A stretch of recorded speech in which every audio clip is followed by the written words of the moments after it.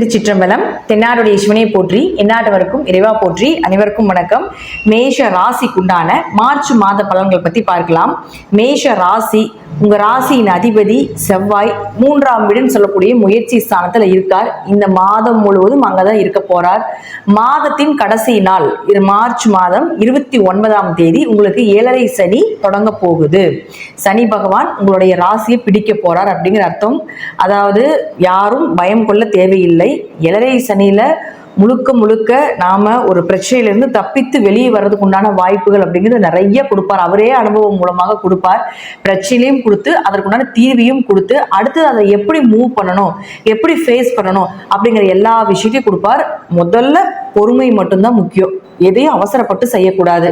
அவசரப்பட்டு பணம் இன்வெஸ்ட்மெண்ட் பண்றதோ, அவசரப்பட்டு குடும்ப ரீதியாக ஏதாவது பேச்சுக்கள்னால பிரச்சனைகளை கொண்டு வரதோ, முந்தி போய் செய்யறதோ, இது எல்லாமே கொஞ்சம் தவிர்த்து கொண்டால் இந்த மேஷ ராசி மட்டும் இல்லை, எந்த ராசியாக இருந்தாலும் சனி பகவானுடைய தாக்கம் அப்படிங்கிறது கொஞ்சம் குறையும் அப்படிங்கிறத அமைப்பு.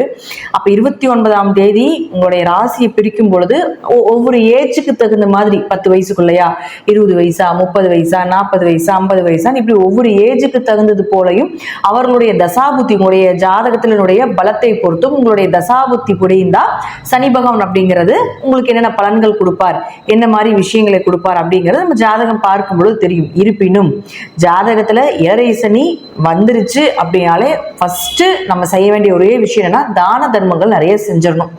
தன்னுடைய உழைப்பு அப்படிங்கிறது, நீங்க 100 ரூபா சம்பாரிச்சாலும் ஒரு 10 ரூபா வந்து உங்களுடைய உழைப்பை மற்றவங்களுக்கு தானமா கொடுத்துருங்க. ஒரு 10 ரூபாய்க்கு அன்னதானம் பண்றது ஏதோ ஒன்று கொடுத்துடலாம்.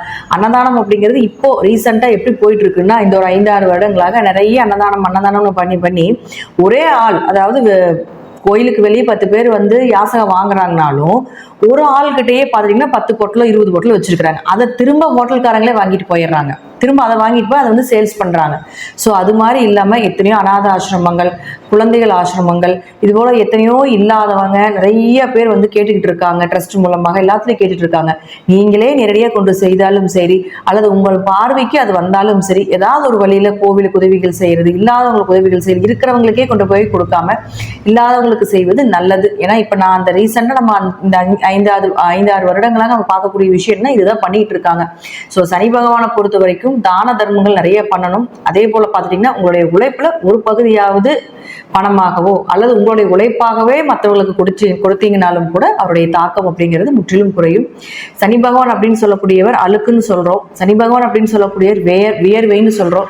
ஸோ உடம்புல அழுக்கு இல்லாம பார்த்துக்கோங்க. அதே போல வியர்வை வராம, வியர்வை நல்லா வெளியே வரணும், நல்லா ஸ்வெட் ஆகணும், ஆகி நீங்க வந்து கொஞ்சம் நீட் ஆயிடணும். இது போல ரெகுலரா ஏதாவது யோகா எக்ஸசைஸ் சம்பந்தப்பட்டது எதுவாக இருந்தாலும் சரி, வியர்வை வெளியே வரணும். அதே போல உடம்புல வியர்வை வாசம் இருக்கவே கூடாது. வந்ததுக்கு அப்புறம் உடனே போய் கிளீன் ஆயிடணும். 2 நேரம் குளிக்கணும். இதுதான் வந்து முதல் பரிகாரம். 2வது தான தர்மங்கள் செய்யறது. இப்படி இன்னும் நிறைய வழிபாடுகள், பரிகாரங்கள் எல்லாமே இருக்கு. ஸோ அதுவும் நம்ம கிளாஸ்ல கொடுத்துட்டு இருக்கோம். அதையும் நீங்க பார்த்து பயன்பெறுங்கள். நம்ம வாட்ஸ்அப் கிளாஸ்ல ஜாயின் பண்ணணும்னா வாட்ஸ்அப் லிங்க்குக்கு வாங்க, நம்மளுடைய கிளாஸோடைய லிங்க் உங்களுக்கு ஜாயின் பண்ணி கொடுப்போம். ஸோ சனி பகவானை பொறுத்த வரைக்கும் இது மட்டும் செய்தாலே போதும். இப்போ மேஷ ராசி அப்படின்னு பார்த்துட்டீங்கன்னா,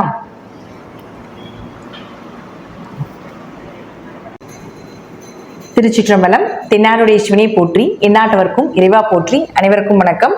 மேஷ ராசிக்குண்டான மார்ச் மாத பலன்களை பத்தி பார்க்கலாம். மேஷ ராசி, இந்த மாதம் கூட்டு கிரகங்கள் நிறைய சேர்க்கை இருக்கு. கூட்டு கிரக சேர்க்கை, அதுவும் 12ஆம் வீட்டுக்கு வரப்போகிறார். உங்களுடைய ராசி அதிபதி மறைஞ்சு நிற்குது 3ஆம் இடத்துல. ஒரு 5-6 மாதங்களாகவே மேஷ ராசிக்கு கொஞ்சம் முரண்பாடுகள். ஏன்னா செவ்வாய் வந்து கடகத்துக்கு வந்து நீசமானார், மறுபடியும் மிதுனத்துக்கு போறார், மறுபடியும் வக்ரமானார். ஸோ இது போல இந்த 2 கட்டத்துக்குள்ளதான் வந்து செவ்வாய் வந்துட்டும் போயிட்டும் இருக்கார். இந்த மாசம் பார்த்தீங்கன்னா முழுக்க இங்கதான் இருக்கிறார், மிதுனத்துலதான் இருக்கிறார். ஸோ வந்து ராசி அதிபதி மறையிறது அப்படிங்கிறது, அது 3ஆம் இடத்தில் மறையிறது அப்படிங்கிறது ஒரு நல்ல அமைப்பு தான். ஏன் அப்படி சொல்றேன்னு கேட்டா, முயற்சிகள் கைகூடி வரும், நிறைய விஷயங்கள் தெரிய வரும். அதே போல பாத்தீங்கன்னா 3ஆம் இடத்துல செவ்வாய் இருக்குது அப்படின்னாலே நிறைய பேர் உதவி செய்யக்கூடிய மனப்பான்மையை ஏற்படுத்தி கொடுக்கும். உங்க கையில காசு பணங்கள் புழங்கும். 3ஆம் இடங்கிறது கைன்னு சொல்றோம். அப்ப ராசி அதிபதி போய் செவ்வாய் 3ல இருக்கும் பொழுது கண்டிப்பாக கையில காசு பண புழக்கங்கள் ஏற்படுத்தி கொடுக்கும். கடுமையா முயற்சி செய்து ஜெயிக்கக்கூடிய ஒரு அமைப்பையும் ஏற்படுத்தி கொடுப்பார். தைரியம், 3ஆம் இடங்கிறது தைரியம் தான். அப்ப தைரியத்தை அதிகப்படுத்தி கொடுக்கக்கூடிய ஒரு அமைப்பு இதெல்லாமே மேஷ ராசிக்கு நடந்துட்டு இருக்கு. அதே போல மார்ச் மாதம் 29ஆம் தேதி மேஷ ராசிக்கு சனி பகவான் பிடிக்க போகிறார். 7.5 சனியாக 7.5 வருட காலங்கள் பிடிக்க போகிறார். யாரும் பயம் கொள்ள தேவை கிடையாது. அவர்களுடைய வயதுக்கு தகுந்தது போலையும் அவருடைய தசாபுத்திக்கு தகுந்தது போலையும் அவருடைய ஜாதகத்துடைய பலன்கள், அதாவது பலம் அப்படின்னு நம்ம சொல்லுவோம் இல்லைங்களா, நல்ல ஜாதகமா, யோக ஜாதகமா, யோகம் இல்லாத ஜாதகமா, ஒரு மீடியமா வாழக்கூடிய ஜாதகமா அப்படிங்கிறதெல்லாம் இருக்கும். அதற்கு தகுந்தது போலத்தான் இவர் அந்த பலன்களை கொடுப்பார் அப்படிங்கிற அமைப்பு உண்டு. ரெண்டாவது, சனி பகவானை பொறுத்த வரைக்கும் ஒரு சின்ன அட்வைஸ், சின்ன பரிகாரமா நம்ம சொல்லக்கூடிய விஷயம் என்னன்னு பார்த்துட்டீங்கன்னா, முழுக்க முழுக்க முழுக்க தானம் நிறைய செய்யணும். இருப்பவருக்கு கொடுக்காமல் இல்லாதவருக்கு கொடுக்கணும். ரீசெண்டாக இந்த 5-6 வருடங்களாக பார்த்துட்டீங்கன்னா எல்லா கோவில்லையுமே ஒரு 10 பேர் 20 பேர் உட்காந்துருக்காங்க. ஒருத்தருக்கே, அதாவது அந்த 10 பேருக்கே திரும்ப திரும்ப திரும்ப திரும்ப டெய்லியும் பார்த்துட்டீங்கன்னா, அது சனிக்கிழமையெல்லாம் பார்த்துட்டீங்கன்னா ஒரு 25-30 பொட்டில் விழுந்துருது. அவங்க என்ன பண்ணுறாங்கன்னா, ரிட்டர்ன் கொண்டு போய் அப்படியே ஹோட்டலுக்கு கொடுத்துட்றாங்க, பணமாக வாங்கிக்கிறாங்க. ஸோ அது மாதிரி இல்லாமல் முடிஞ்ச அளவுக்கு ஒருத்தர் வச்சிருக்காங்களா, இல்லாம யாராவது இருக்காங்களா, அவங்களுக்கு கொடுங்க. ரெண்டாவது, அநாத ஆசிரமங்கள், முதியோர் ஆசிரமங்கள் நிறைய இப்போ உருவாகிட்டு வருது.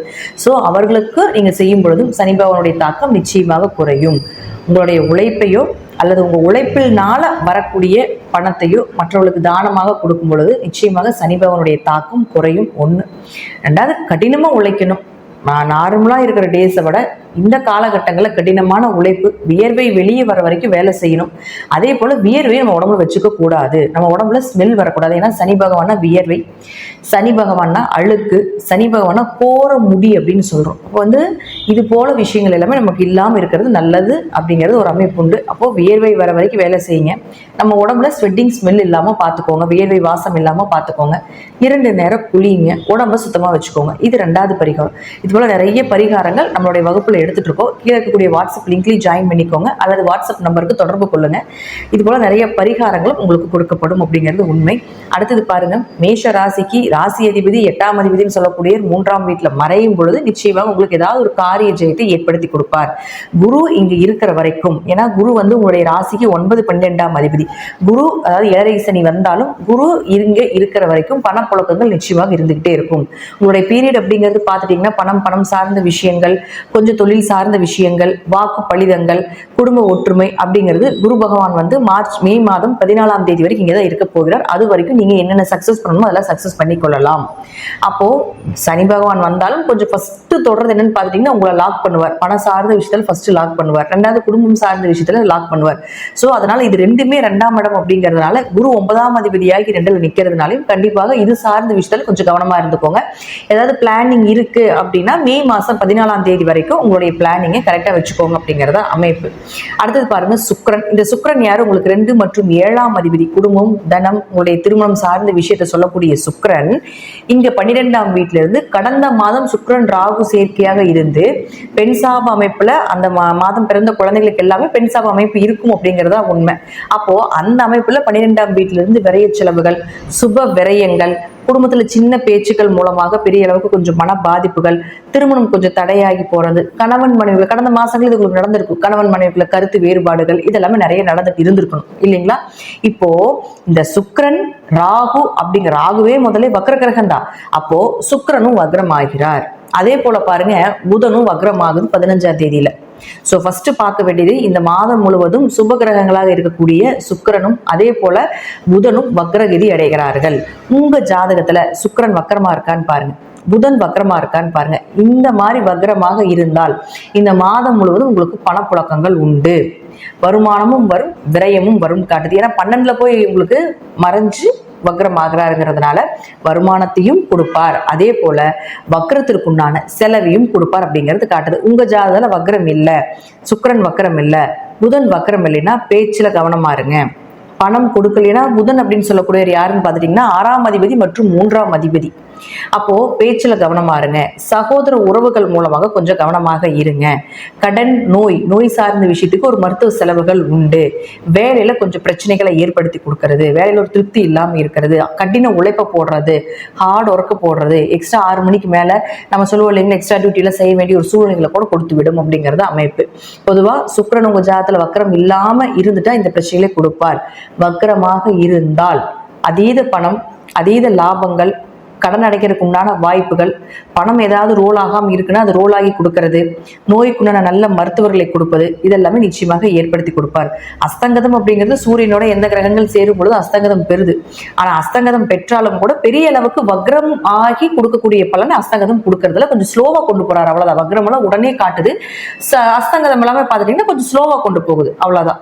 அப்போ இந்த புதனும் உங்களுக்கு வந்து 12ஆம் வீட்டுல இருக்கிறதுனால, 6ஆம் அதிபதி 12ல இருக்கிறதுனால ஏதாவது வெளிநாடு, இப்ப புதன் வக்ரமாக இருக்குது உங்க ஜாதகத்துல, வெளிநாடு வேலைக்கு ட்ரை பண்ணிட்டு இருக்கீங்க அப்படின்னா கண்டிப்பா கிடைக்கும். 6ஆம் இடங்கிறது உங்களுக்கு வேலை வாய்ப்புகளை சொல்லக்கூடிய ஒரு இடம் தானே. அப்ப வெளிநாடு வெளியூர் வாய்ப்புகள் எல்லாமே தானா தேடி வரக்கூடிய ஒரு அமைப்பை ஏற்படுத்தி கொடுப்பார். நிறைய பேர் கேட்பாங்க எந்த மாசத்துல போலாம், என்ன மாதிரி செய்யலாம் அப்படிங்கிறது. அப்போ உங்க ஜாதகத்துல குரு அப்படின்னு சொல்லக்கூடியது வெளிநாட்டு கிரகம். ஆனா இருப்பினும் 12 தன கிரகங்கள் ராகு இருக்கிறார். ராகு தான் இயற்கையாக வெளிநாட்டு கிரகம். மேஷ ராசிக்கு குரு வந்து வெளிநாட்டு கிரகம். அப்போ இது ரெண்டுமே ஒரு காம்பினேஷன் ஆகுது. ராகு இங்கிருந்து 3ஆம் வீட்டை பார்க்கிறார் இல்லைங்களா. ராகு பார்வை இல்லைன்னு சொல்லுவோம், ஆனா அப்படிலாம் கிடையாது. ராகு 3ஆம் பார்வையாக பார்க்குது இல்லைங்களா. 11, அதாவது 3ஆம் இடத்தை பார்க்குது அவர் இருக்கக்கூடிய இடத்துல இருந்து. அப்போ கண்டிப்பாக உங்களுக்கு ஏதாவது வெளிநாடு பிராப்தங்கள் இருக்குது அப்படிங்கறது எடுத்துக்கலாம். பொதுவா இந்த காலகட்டங்களில் ஜாதகத்தில் வெளிநாடு போகக்கூடிய பிராப்தம் இருக்கா, இம்போர்ட் எக்ஸ்போர்ட் பிசினஸ் செய்யக்கூடிய ஒரு பிராப்தம் இருக்கா, அப்படி இருந்து புதன் வக்கரமாக இருந்து சுக்கிரனும் உங்க ஜாதகத்துல வக்கரமாக இருந்தால் கண்டிப்பாக பண வரவு உண்டு, கண்டிப்பாக வேலை வாய்ப்புகள் உண்டு, அதீத வளர்ச்சி, எதிர்பார்த்த வேலை வாய்ப்புகள். ட்ரை பண்ணலாமா? கண்டிப்பா ட்ரை பண்ணுங்க, நிச்சயமா கிடைப்பதற்குண்டான வாய்ப்புகள் உண்டு. ராகுங்கிறது ஒரு திருட்டு கிரகம்னு சொல்றோம், ராகுங்கிறது ஏமாற்று கிரகம்னு சொல்லுவாங்க அதுல. அப்ப ராகு கூட இருக்கிறதுனால கொஞ்சம் நீங்க இது சார்ந்த வேலை சார்ந்த விஷயங்கள், வெளிநாடு வேலை சார்ந்த விஷயங்கள், ஒரு இடமாற்றம் சம்பந்தப்பட்ட விஷயங்கள் இருந்ததுன்னா கொஞ்சம் நம்பிக்கை தன்மை இல்லாத நபர்கள் உங்களோட ஜாயிண்ட் ஆவாங்கன்னு அர்த்தம். ஸோ அவங்க கிட்ட டக்குன்னு ஏமாந்துடாதீங்க, கொஞ்சம் ஒரு முறைக்கு பல முறை யோசிச்சு அதுக்கப்புறம் பண்ணினீங்கன்னா அது சக்சஸ் அப்படிங்கிறது நல்லா இருக்கும். தசாபுத்தி நல்லா இருந்ததுன்னா ஈஸியா நல்ல ஆள்கள் கிட்ட கொண்டு போய் ஜாயின் பண்ணி விட்டுரும். தசாபுத்தி நல்லா இல்லை அப்படின்னா மட்டும்தான் கொஞ்சம் இந்த ஜாயிண்டிங் பிரச்சனையில, கொஞ்சம் இந்த வெளிநாடு வெளியூர் ஏதாவது ஒரு ஜாயின் பண்றாங்க இல்லைங்களா, அவங்கனால கொஞ்சம் பிரச்சனைகளை ஏமாற்றுறதுனால பணத்தை இழக்க வேண்டிய சூழ்நிலைகள் வரும். அதனால அதை மட்டும் கொஞ்சம் அனலைஸ் பண்ணிக்கோங்க. அடுத்தது சூரியன். இந்த சூரியன் யார்? உங்களுக்கு 5 குடையவர், குலதெய்வம், குடும்பம், குடும்ப ஒற்றுமை, உங்களுடைய குழந்தைகள், உங்களுடைய அதிர்ஷ்டம், இதெல்லாமே சொல்லக்கூடியது சூரியன் தான். இந்த சூரியன் அப்படின்னு சொல்லக்கூடிய பாருங்க 11ஆம் வீட்டுல இருக்கார். அடுத்து பாருங்க 14ஆம் தேதி மேல அவரு வரையத்துக்கு போகிறார்.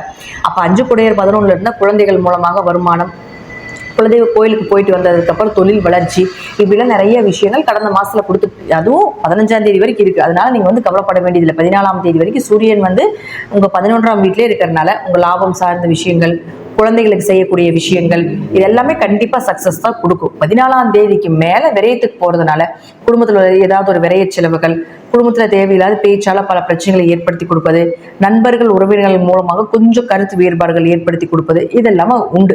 அதனால உங்களுடைய பிளானிங் ஏதாவது இருக்கு, நல்ல விஷயங்கள், சுப நிகழ்ச்சிகள் எல்லாமே பண்ணணும் அப்படின்னா 15ஆம் தேதிக்கு முன்னாடி செய்து கொள்வது என்பது ஒரு சிறப்பான விஷயம்.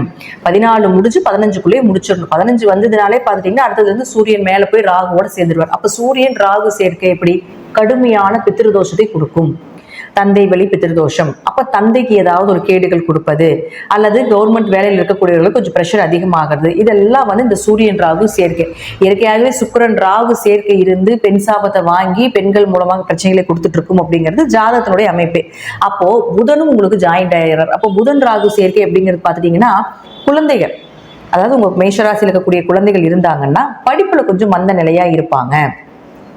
அதே போல பாத்தீங்கன்னா முயற்சி செய்ய மாட்டாங்க பெரிய அளவுக்கு. இயற்கையாகவே புதன் ராகு சேர்க்கை இருக்குதுன்னா ஒன்னா படிப்புல மந்தமா இருப்பாங்க, அல்லது இதே ஜாதத்துல பாத்தீங்கன்னா தெரியும் படிப்புல தடையாகும், தடைக்கு பின்பு படிப்பாங்க. அதே போல பாத்துட்டீங்கன்னா உங்களுக்கு படிப்புக்கு உண்டான வேலை அப்படிங்கிறது கிடைக்காது. என்னதான் படிச்சீங்கனாலும் படிப்புக்கு உண்டான வேலை அப்படிங்கிறது கிடைக்காது.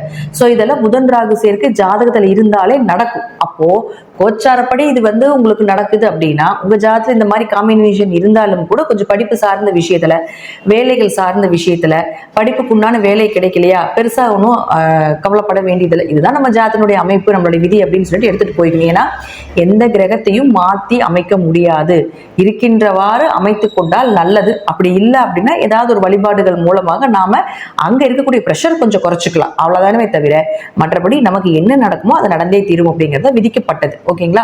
அப்ப இதெல்லாமே உங்க ஜாதகத்துல புதன் ராகு சேர்க்கை இருக்குதுன்னா பாருங்க. சோ இது போல இருந்ததுன்னா கொஞ்சம் குழந்தைகள் படிப்பு சார்ந்த விஷயத்துல, வேலைகள் சார்ந்த விஷயத்துல நீங்களும் கொஞ்சம் கவனமாக இருந்து செயல்படுத்தி கொள்ள வேண்டும். அடுத்தது பாருங்க, உங்களுக்கு சூரியனும் சனியும் போய் சேருவாங்க. அடுத்தது இங்க சனியும் மேல ஏறிடுவாரு. சோ சூரியன், சனி, ராகு, சுக்கிரன், புதன் 5 கிரகங்களும் பார்த்தீங்கன்னா 12ஆம் வீட்டுக்கு வருகிறார். இந்த 5 கிரகங்களும் 12ஆம் வீட்டுக்கு வரும் பொழுது அது உங்க ராசிக்கு 12ஆம் இடம் அப்படிங்கிறதுனா விரயத்தை கொடுக்கும், மருத்துவ செலவை கொடுக்கும் இருக்கு. இது 2 மாசம் இந்த சனி ராகு சேர்க்கையில இங்க 2 மாசம் உட்காந்துருப்பார், மே மாசம் வரைக்கும். ஸோ முடிஞ்ச அளவுக்கு விரயங்கள் நிறைய பண்ணிடுங்க, காசு பணம் சேர்த்தாதீங்க. அப்படி காசு கூட நிறைய வருது சேர்த்துனீங்கன்னா அது உங்க மருத்துவ செலவுக்கோ குடும்பத்துக்குள்ளான தேவையில்லாத செலவுக்கு தான் போகுமே தவிர மற்றபடி பார்த்துட்டீங்கன்னா உங்களுக்கு அது நல்ல செலவாக வராது. ஒரு வருமானம் வருதா, அந்த 2 மாத காலங்களும் நீங்க கோவில் செலவுக்கு, ஆன்மீகத்துக்கு, அநாத ஆசிரமத்துக்கு ஏதோ ஒன்று வரதை கழிச்சுடுங்க. ஒரு 1000 ரூபாய் செலவு பண்றீங்களா, உங்களுக்கு 10,000 ரூபாய்க்கு வரக்கூடிய நஷ்டங்கள் இந்த 1000 ரூபாயில போயிடும். அதாவது தான தர்மங்களோ, ஏன்னா இது மோட்ச வீடுன்னு சொல்றோம், தர்மத்தை சொல்லக்கூடியதும் மோட்சத்தை சொல்லக்கூடிய ஒரு வீடு. அப்போ இது போல சில தான தர்மங்களும் பண்ணிட்டீங்கன்னா கண்டிப்பா உங்களுக்கு இந்த சூரியன், சனி, ராகு இந்த 3 காம்பினேஷனும் வளர விடாத காம்பினேஷன். பித்ருவலிக்கு அதே போல பார்த்தீங்கன்னா பித்ருவலி தோஷங்கள், தந்தைக்கு ஆபத்தை கொடுக்கக்கூடியது. அதே போல கவர்மெண்ட் ஜாப்ல ஒருத்தர் இருக்கிறாங்க அப்படின்னாலே சனியும் சூரியனும் சேர்ந்தாதான் கவர்மெண்ட் ஜாப்ல இருக்க முடியும், செவ்வாயோட சேர்க்க. அப்போ அந்த கவர்மெண்ட் ஜாபோட சேர்ந்து ராகு சேருது அப்படின்னா அதுல வேலையில அரசு வேலை சம்பந்தப்பட்ட துறையில இருக்கிறீங்கன்னா அதுல நிறைய ப்ரெஷர்களை கொடுக்கும், நிறைய அலைச்சல், நிறைய பயணங்கள், ஒரு நிம்மதி இல்லாம இருக்கிறது அப்படிங்கிறது கொடுத்துரும். ஸோ இதனால நம்ம ஆரம்ப காலகட்டங்களே கொஞ்சம் தான தர்மங்கள், இறை வழிபாடுகளை கொஞ்சம் அதிகமாக கவனம் செலுத்தி கொண்டால் இதனுடைய தாக்கம் ஒரு 50% குறையும் அப்படிங்கிறது அமைப்பு. அப்ப மேஷராசியை பொறுத்த வரைக்கும் பார்த்துட்டீங்கன்னா எல்லா கிரகங்களுமே 12ல போய் ஜாயிண்ட் அடிக்கிறாங்க. எல்லா கிரகங்களுமே சுக்கிரன், புதன், சூரியன் எல்லாமே ஒரே ஒரு கிரகம் வெளியே நிற்குதுன்னா அது குருவும் செவ்வாயும் வெளியே நிற்குது. அப்போ குருவும் செவ்வாய்க்கு உண்டான பலன்கள் மே மாதம் வரைக்கும் நல்லா இருக்கும். மற்றபடி பார்த்துட்டீங்கன்னா எல்லா கிரகங்களும் விரயத்தை நோக்கி போறதுனால நீங்களாகவே வாண்டடா ஒரு விரயத்தை செய்து கொள்வது உங்களுக்கு சிறப்பான ஒரு அமைப்பாக இருக்கும் அப்படிங்கிறதா இந்த மேஷ ராசிக்கு இந்த மாதம் வரக்கூடிய ஒரு பலன் ஆகும். 100%க்கு ஒரு 60% விரய செலவுகளும், ஒரு 40% கொஞ்சம் உங்களுக்கு உண்டான நார்மலான ஒரு அமைப்பை கொடுக்கக்கூடிய ஒரு அமைப்பு உண்டு. எதுக்கும் பயம் இல்லாம தைரியமாக இருந்து செயல்படுத்திக் கொள்ளுங்கள். இறைவனுடைய கடாட்சம் எப்பொழுதுமே மேஷ ராசிக்கு, அதுவும் முருகப்பெருமானுடைய கடாட்சம் அப்படிங்கிறது மேஷத்துக்கு முழுக்க முழுக்க உண்டு. ஸோ முருகனுடைய வழிபாடுகளை இந்த 3 மாத காலங்கள் நீங்க வைத்துக் கொண்டால் நிச்சயமாக பெரிய பிரச்சனையிலிருந்து தப்பித்து வரக்கூடிய ஒரு அமைப்பை நிச்சயமாக இந்த முருகப்பெருமான் அருள்வார் அப்படிங்கிறது மாற்று கருத்தே கிடையாது. நன்றி. இன்னும் ஒரு நல்ல பதிவில் சந்திக்கலாம். திருச்சிற்றம்பலம், தில்லையம்பலம், ஸ்ரீ நரசிம்ம திருவடிகளே சரணம்.